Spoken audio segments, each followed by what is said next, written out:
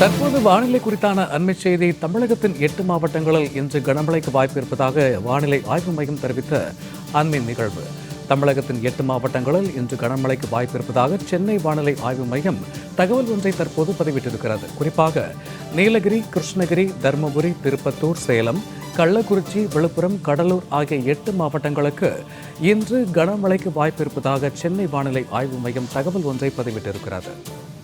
தமிழகத்தை தொடர்ந்து புதுச்சேரியிலும் இன்று கனமழைக்கு வாய்ப்பு இருப்பதாக அண்மை தரவுகள் தெரிவிக்கின்றன.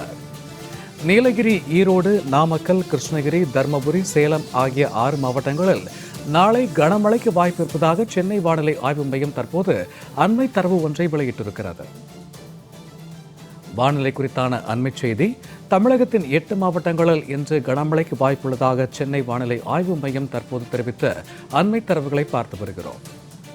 இது குறித்த கூடுதல் விவரங்களோடு இணைகிறார் எமது செய்தியாளர் லாவண்யா. வணக்கம் லாவண்யா. தற்போது இன்றும் நாளையும் எங்கெங்கு மழைப்பொழிவுக்கு வாய்ப்பு இருக்கு? இது குறித்தான கூடுதல் விவரங்கள். வணக்கம் சூர்யா. தென்னிந்திய பகுதிகளின் மேல் ஒரு வளிமண்டல கீழடுக்கு சுழற்சி நிலவுகிறது. தமிழக பகுதிகளின் மேல் ஒரு வளிமண்டல கீழடுக்கு சுழற்சி நிலவுகிறது.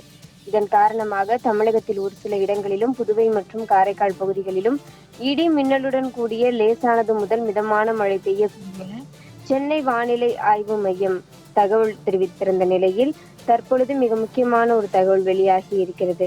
அதன் அடிப்படையில் 8 மாவட்டங்களில் இன்று கனமழைக்கு வாய்ப்புள்ளது என தெரிவிக்கப்பட்டிருக்கிறது. நீலகிரி, கிருஷ்ணகிரி, தர்மபுரி, திருப்பத்தூர், சேலம், கள்ளக்குறிச்சி, விழுப்புரம், கடலூர் ஆகிய 8 மாவட்டங்களில் இன்று கனமழைக்கு வாய்ப்புள்ளது எனவும், அதே போல 6 மாவட்டங்களில் நாளை கனமழைக்கு வாய்ப்புள்ளது எனவும் தெரிவிக்கப்பட்டிருக்கிறது.